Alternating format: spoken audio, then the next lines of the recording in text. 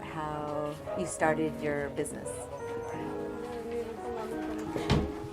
Tulipewa singa ya elimu, baadaye tulikuwa tunaendelea na hii miradi ya pendo.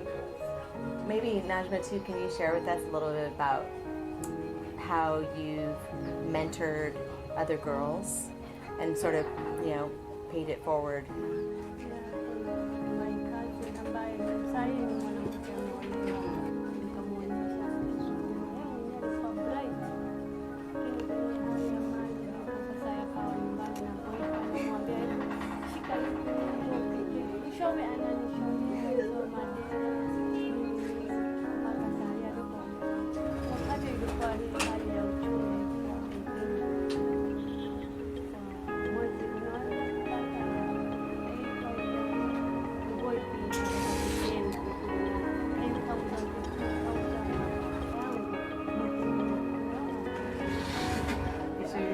Proud of that. That's amazing, Najma. I mean, you leave your mark with other girls, and then they benefit